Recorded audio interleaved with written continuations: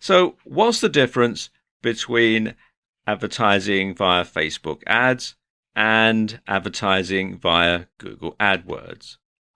Well, there are certain similarities. First of all, both Facebook ads and Google AdWords are pay-per-click or PPC. At least Facebook does have a PPC option. And both allow you to set a cost per click, otherwise known as a CPC, and a budget. Both will show ads which pay the highest most often.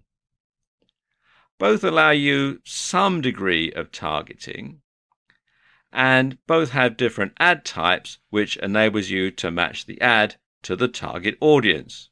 But that's about where the similarity ends. So let's take a look at some of the key differences between advertising on Google AdWords and advertising on Facebook ads. Now, when someone does a search on Google, AdWords ads are shown in the SERPs, that's the search engine results pages, and they're generally shown down the right-hand column and sometimes across the top of the results. And you can see they usually say ads or sponsored results. And you can also show an ad on somebody else's website via Google's AdSense program, meaning you can reach a very wide audience with Google AdWords. AdWords are also the best known and most respected form of pay-per-click advertising, but they're also the most highly competitive.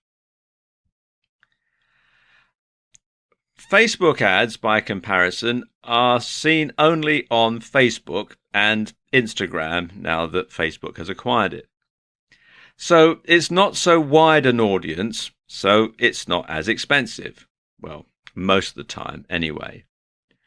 But the thing about Facebook ads and where Facebook ads really score over Google AdWords is they offer more precise targeting, especially when you're advertising on Facebook itself. Now, let me give you an example of how this works. Let's say, for example, you have a store selling wedding dresses.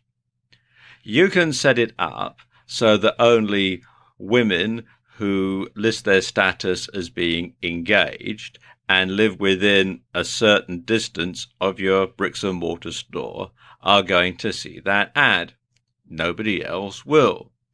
Other women who live within that certain radius but are single or married already and therefore aren't going to be interested in a wedding dress, they're not going to see your ad.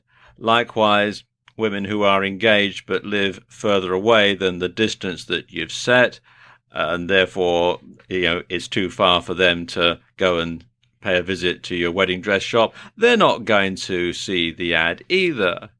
So you can really drill down and only make sure that your target audience actually sees that ad.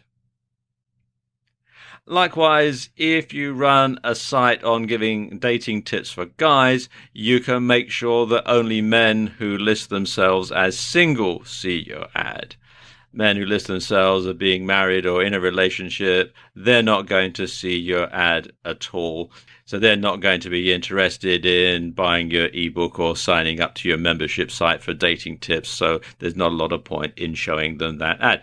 And this is where Facebook advertising really scores, is because you can really zero in on a very, very specific type of person. Your ideal customer, you can decide what he or she is, and then you can make sure that only those people who fit the very narrow criteria see your ad, and therefore they're more likely to buy your product or service, and you're more likely to make a successful sale. That's the sort of thing I mean. The biggest difference, though, is that when people do a search on Google and see an AdWords ad, they are actively looking for something. You go to Google, you type in your search term, and you're looking to find something, and you see the result, and you see the AdWords ad. Now, people come to Facebook to connect with friends and not specifically to buy products or services. You must therefore use your Facebook ad to create a demand, not just satisfy it. And that's the biggest difference. So you really need a different type of advertising strategy when you're advertising on Facebook compared to advertising on Google AdWords.